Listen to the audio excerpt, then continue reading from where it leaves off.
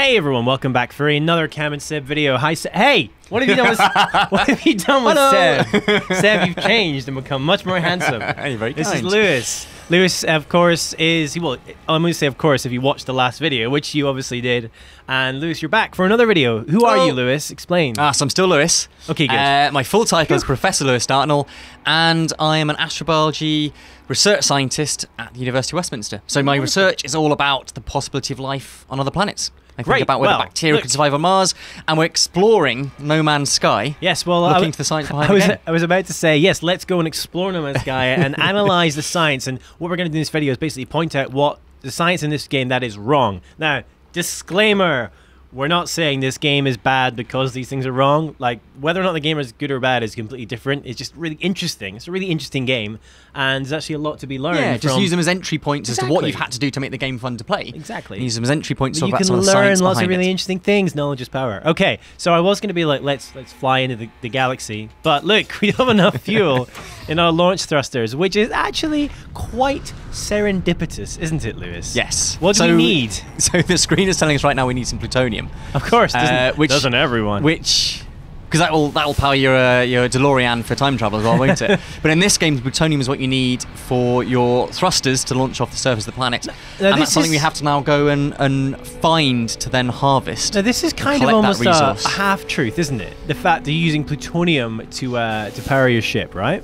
Yeah, so plutonium is very much a valid power source that we already use, even like using today's technology for space exploration and sending our probes to other planets in the solar system. Some of them are powered by plutonium. You have a radioisotope thermal generator. You use the kind of heat of the decay of the radioactive isotope to generate energy. If you can't use something like solar panels like we do with satellites around Earth. So probes we send out to the outer solar system, to kind of Jupiter and Saturn. Those are often powered using things like plutonium, these kind of radioisotope generators. Or the Curiosity rover, which is currently... You just crashed your face onto the ground. Keep going, you were doing so well. The Curiosity rover, which is currently driving around the surface of Mars, looking into evidence of water and trying to find trace amounts of organic molecules. That also uses plutonium. That's got plutonium as well. Aha, plutonium. Now, that was convenient, wasn't it? Now, isn't that convenient? Now, Lewis, is this what plutonium looks like on Earth? It's wonderfully beautiful, Yeah, we don't get those kind of crystalline flower type things. And actually, plutonium is pretty rare on Earth because it's radioactive. Its isotopes are radioactive, so it decays away. I mean, if you were to stand this close to a big lump of plutonium... You would be getting a healthy dose of radiation right now, okay. So I wouldn't do that in real life.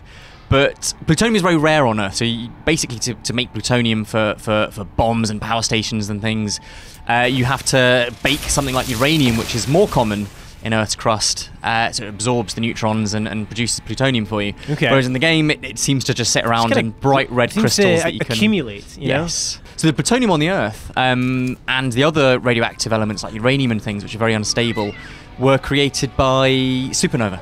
They're kind of fragments. There's a big bouncing blob. What the hell is this? What the hell are you? A blob with a mane. Wow. It's Elvis. You have got we to found give that Elvis. a name. Elvis. There we go. Done. Beautiful. Oh, well, there you go. So maybe he feeds on plutonium. Okay, launch thrusters refueled with crystalline plutonium, and now we can... Yes. And quite a broody, moody sky there, isn't there? It really is. Quite a bruised sky with the kind of browns and reds. Yeah, the colors are fantastic, and you can absolutely get skies with different colors. I mean, of course, it's all just the wavelengths of the light being scattered. Yeah, so definitely plausible. But let's possibly head into fewer space. floating rocks. Though. Well, this was going to say. So where are we now? So yes. we're in space now. We've left the atmosphere, but the sky has still got a color. So I guess in this sense, we're inside a nebula. I guess. Yeah. But I think with all the planetary systems, when you're out in space, there's still kind of a color to the sky, isn't there? Which you wouldn't really get. I mean, could you have planets in a nebula?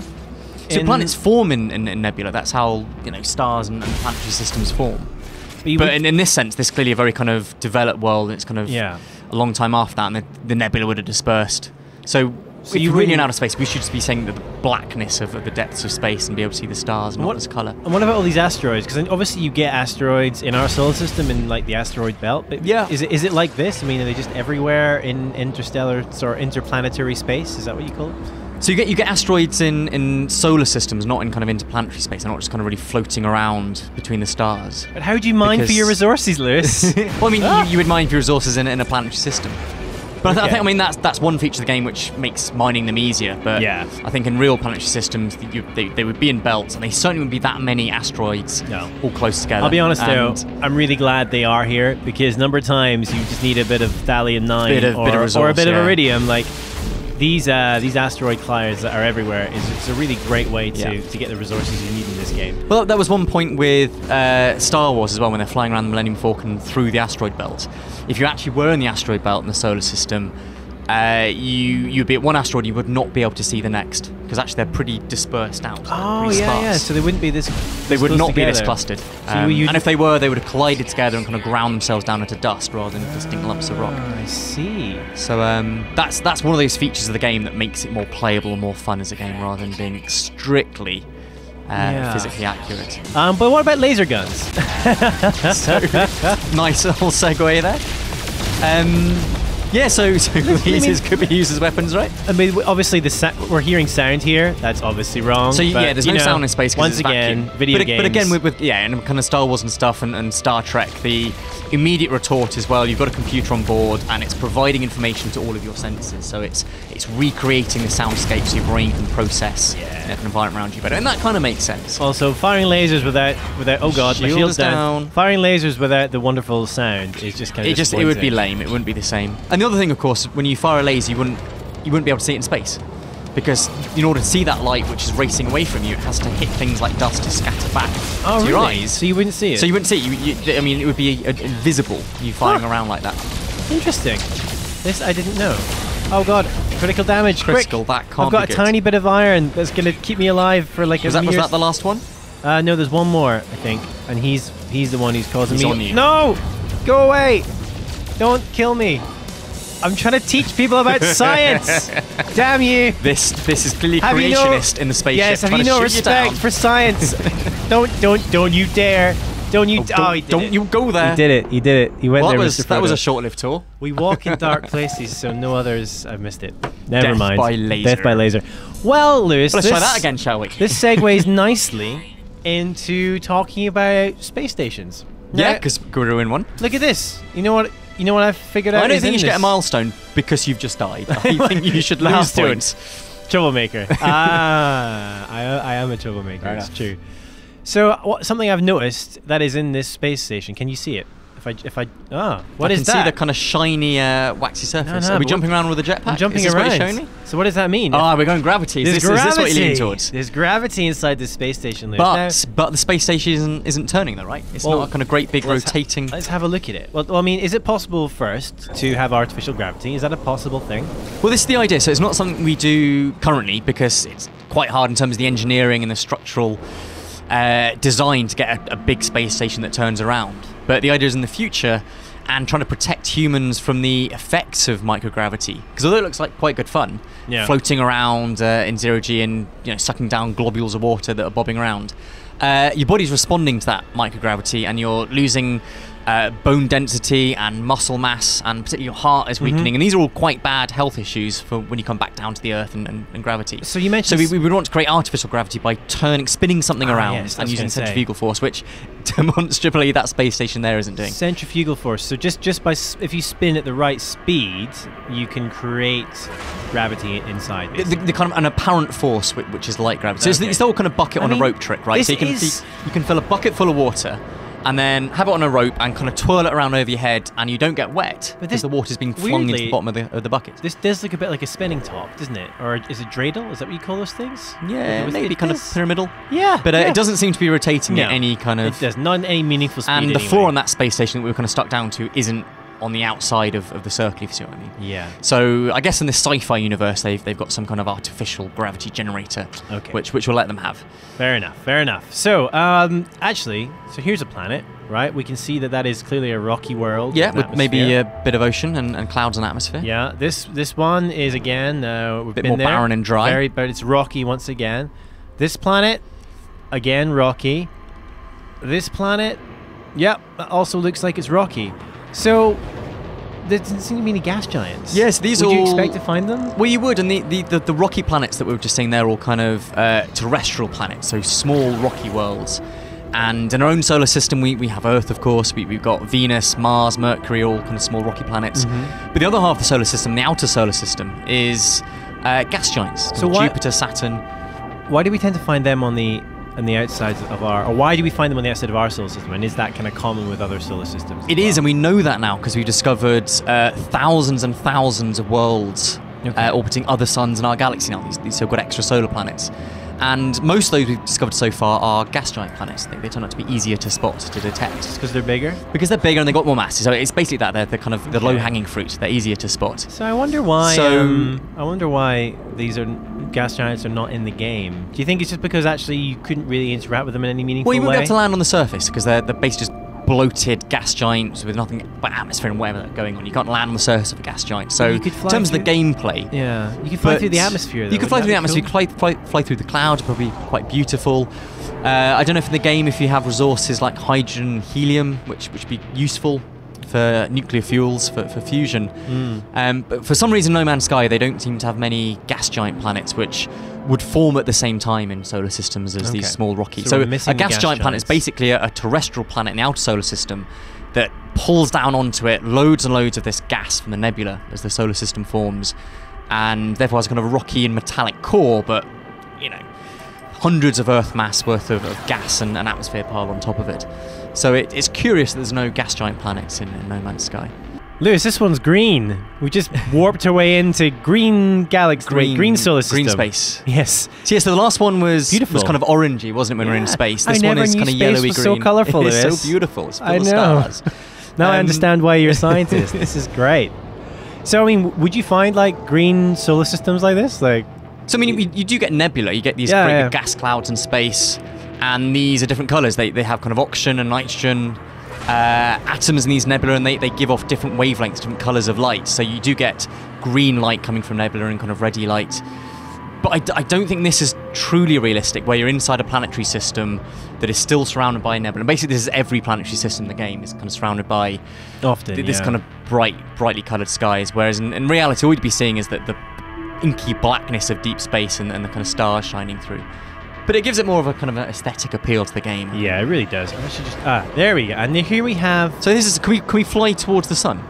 We can fly try in the same direction and get there. If we go pulse engage drive. our pulse engines and fly straight at the sun. Don't try this. Oh, great!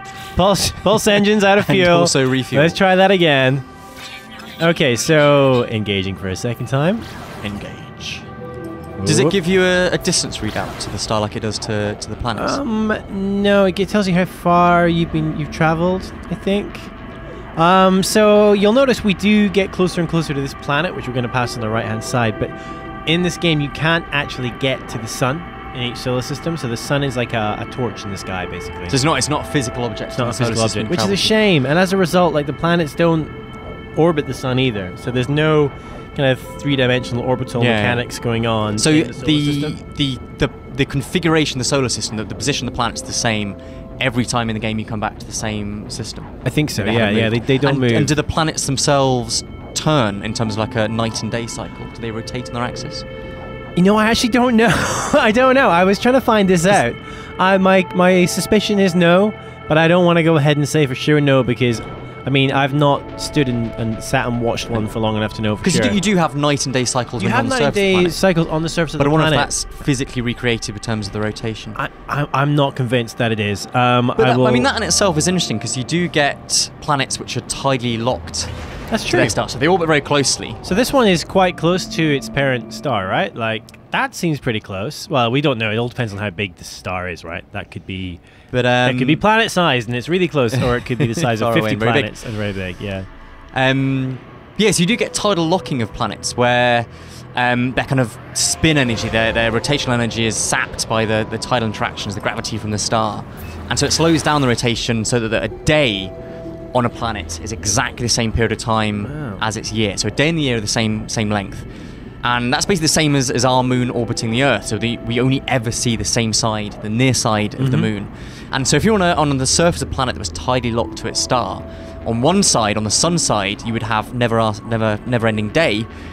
and on the far side you'd have everlasting nighttime. You would never see a sunrise.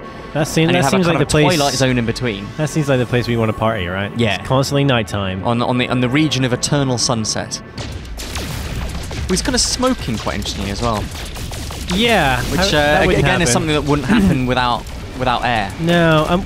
So they wouldn't explode either, would they? So I mean, they would explode. Explode? You'd have kind of chemical reactions that give off a high pressure of gas that could kind of explode something. But you wouldn't expect kind of licking flames in the way you do on Earth. And smoke wouldn't behave the same way either. You know, it's not kind of billowing around in the atmosphere. It's kind of fly out like dust particles. Ah, okay.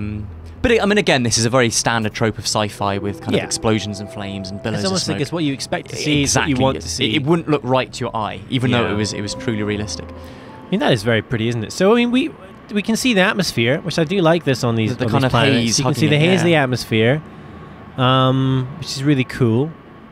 But it seems to be that, like, this planet much further away from the sun. Shall we do a little test? Shall we see what the temperature's like on this one?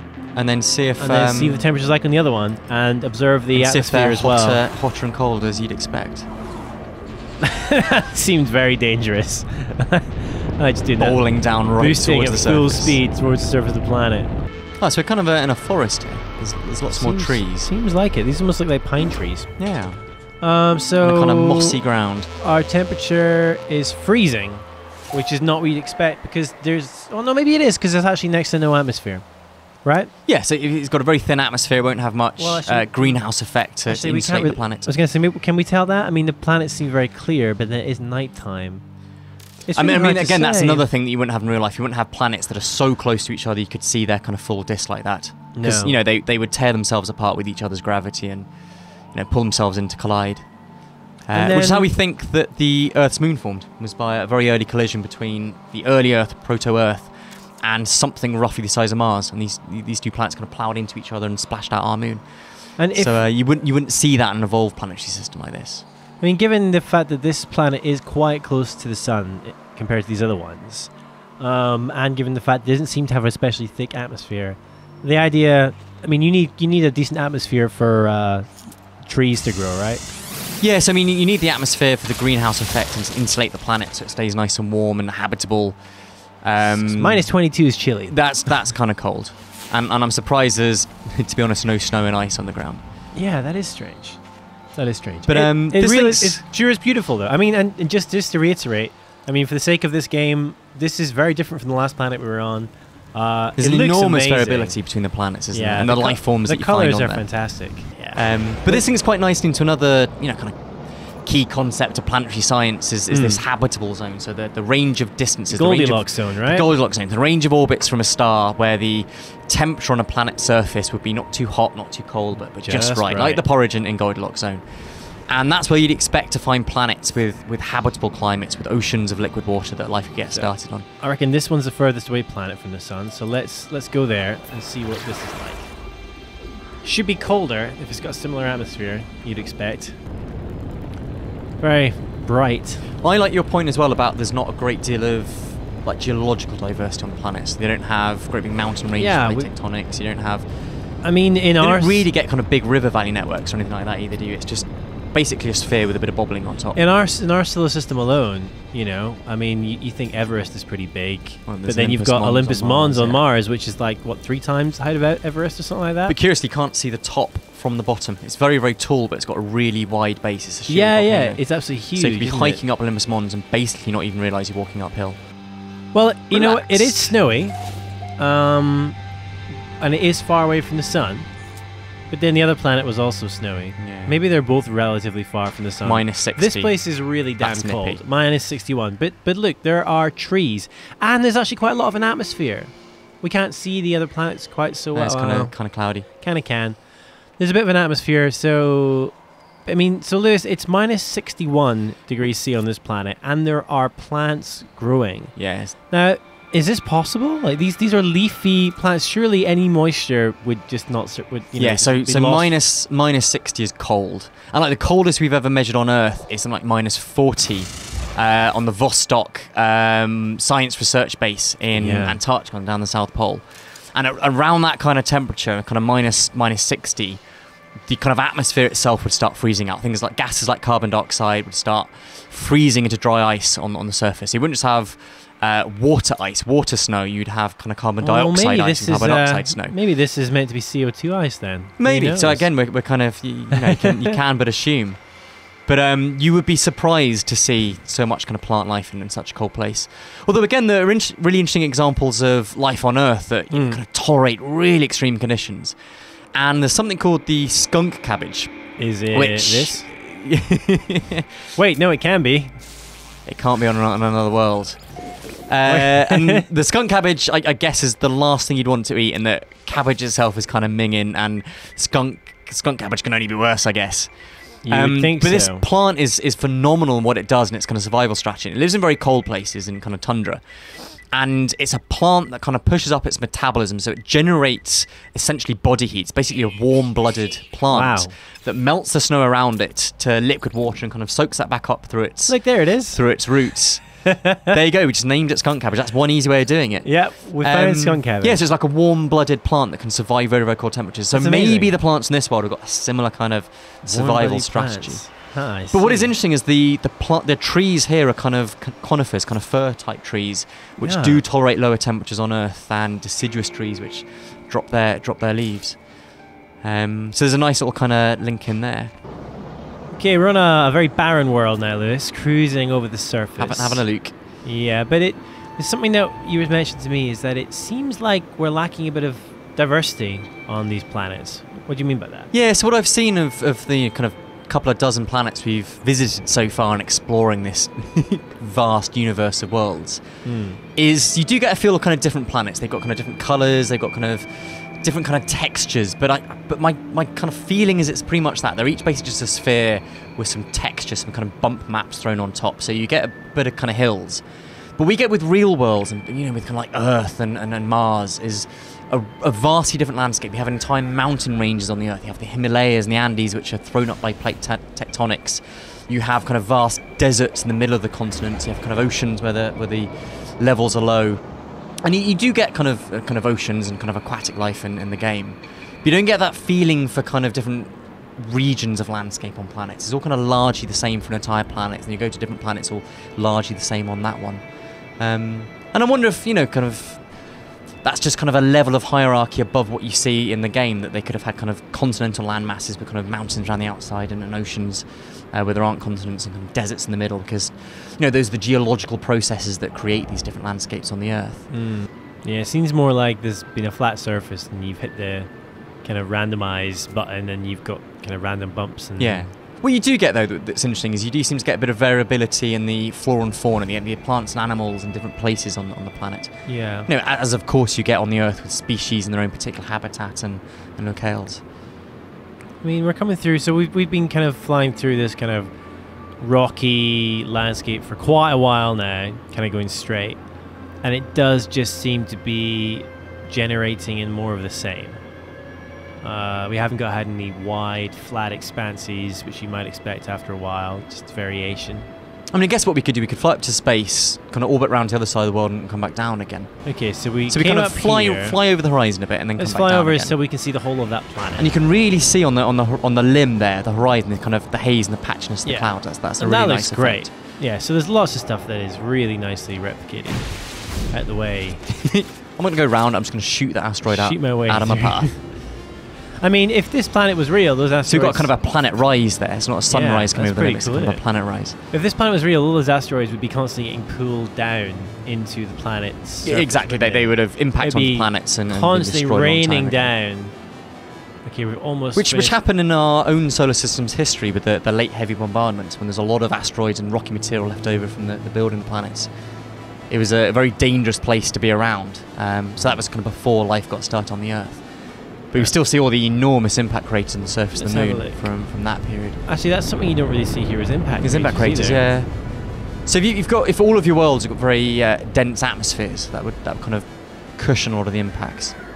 But this is kind of the same feel from where we took off. This is actually a low atmosphere planet. This one is what it said when we landed. So you would expect this is where you'd expect to find impact craters, I suppose. And we've flown a good distance around the planet there. This one is now fully in view. and it's very much more of the same. So it's definitely lacking that sort of variety which you would expect on a real planet. But I mean, it's a game. It's a game. You've got to build these worlds in some way and make it playable. Exactly. For the so punters once again, not complaining, not nitpicking. Because also the resources seem to be quite uniformly distributed. You don't get kind of big seams of iron and then kind of uranium somewhere else, and other kind of resources you need like thamium or the other kind of made up ones they have. Iridium seems to be everywhere, which is good. So let's head off again into the great yonder and find another world. Should we go for one more solar system? One more stop off on a magical mystery tour. Okay, so let's engage the old galaxy map. Continue another step on our path towards, not waypoint, path towards galactic core, please. So here we are clearly traveling faster than light. Now this is just plain not possible. Things like warp drive are kind of impossible. We don't really know how you could distort space-time in that way, and how you could marshal the energy resources you need to do it. Because another trope of this game and other games are wormholes, aren't they? You kind of have tunnels through space-time. So I'm liking the nebula here. Yeah. This is beautiful. This is pretty beautiful. This is really great with the kind of blue and then the orange. It's almost like a Michael Bay movie. Yeah. Teal and orange, Like, that's your color coordination, color combo. Exactly. We got a watery world here. Pingy moly. Should we go and have a look at this place? place? This is almost like a kind of South American source, isn't it? Oh yeah, radioactive perhaps planet. Not so nice after all that. I see. So, well, if it's very radioactive, I guess we wouldn't expect to find life, or could you? I mean, in fact, because there is, of course, microscopic life which can live in very radioactive situations, right? I'm pretty sure you can find bacteria or something inside the very Chernobyl. bacteria that I study in my research. Yeah. Oh, really? Well, why am I talking about it then? You were prepping that. Why am I talking about it? You're a plant here, aren't you, Cam? When you're right here, why are you listening to me? Yeah, so I work with a bacterium called Deinococcus radiodurans, which means radiation-resistant fearsome balls in Greek and Latin. Amazing. That's the best Because when you look down name the ever. microscope, it's little kind of clusters of spheres of balls stuck together, and it is incredibly resistant to radiation. And we find Deinococcus turning up in things like the cooling waters of nuclear power stations, of really radioactive environments. So there is some life. There's bacteria that can survive very high radiation doses. And our own cells, kind of human cells and animal cells, can repair a degree of damage from radiation, because there's still radiation on the Earth. But I think this world is not the one you want to stick around on for too long. There's a lot of life here. I mean, could you find this on a really radioactive planet, like this much life, do you think? So radioactivity comes from radioactive isotopes, so things like uranium and thorium and potassium, which are again the isotopes, the elements that keep the Earth's core warm as they decay and drive things like plate tectonics. So it'd be I'm not entirely sure why you would get a lot of those radioactive elements on the surface of the planet, in the crust rather than the core, and therefore why it'd be radioactive on the surface. Also, if it was really radioactive, wouldn't the water kind of boil off? If there's a lot of heat being given off by the radiation? Yeah, so if you've got a lot of radioactive isotopes, you'd have a more volcanically active world, as the Earth was earlier in our own history. But I think the main problem for the life would be, the constant damage to its kind of DNA and pick up mutations. What are those flying squid-like things? I have no idea, but they're kind of That awesome. is about the most alien thing we've seen so far, isn't it? Can we fly up and get a look? Close up in the spaceship. Depends where if we can Have figure you out forgotten where you parked? where I left my ship. Yet over here. again. I'll try not to die. But what's on the really way nice over. about this planet is when we kind of approach from space, missed. you could see it's a much wetter planet. There's lots of kind of seas and lakes and the kind of coastline we've been walking through just now. No apparent erosion of the rock though along the coastline. There's no beaches. It's just kind of the stark rock. That's true. Going underwater. That is almost picture perfect, isn't it? That's beautiful. Wonderful place to go snorkeling. Yeah. With your radiation lead-lined dry suit on. Lead-lined dry suit, that'll float. Yeah, fantastic. So, I mean, there is quite a lot of water on this planet. Yeah. This is a bit of variety this way, which is quite nice. But you're right, this seems to be the water world. This is like watery radiation land, whereas the last place was much more barren and dry. Kind of greeny, barren land. All right, well, I'll just leave us cruising across the top of this radioactive, but I must say, radiation... It's quite a beautiful radioactive wasteland, isn't it? makes things beautiful. That's what we need more. More radiation, and then we'll get more beautiful landscapes more like bomb this on testing, Earth. please. Because this is absolutely gorgeous. But Lewis, thanks so much for talking me through some of the science things that are wrong in No Man's Sky, but that doesn't make the game wrong. that just it's been really interesting to hear. Interesting talking points, though. Yeah, it's been good absolutely. fun. So thanks so much for joining me. Now, thank you very much for having me. People watching want to find out more about you and see more of your stuff, where should they go? Oh yeah, so you can look me up on the interwebs at lewisdartnell.com, and if all of this kind of chat of astrobiology and looking for life on other planets and what other worlds are like, you can pick up a book written by a very inspiring young Don't you author know this audience? who is called Lewis Dartnell. Our audience is very well read. The book is called Life in the Universe, A Beginner's Guide. Pick that up and have a read. Great, and that's in all good bookstores and some bad ones and some online bookstores that pay no tax. Wonderful. Okay, great. Well, thanks very much for watching, everybody, and make sure you come back for more videos from Cam and Seb. And who knows, we may see Lewis on again in the future. I hope so. Cheers, guys.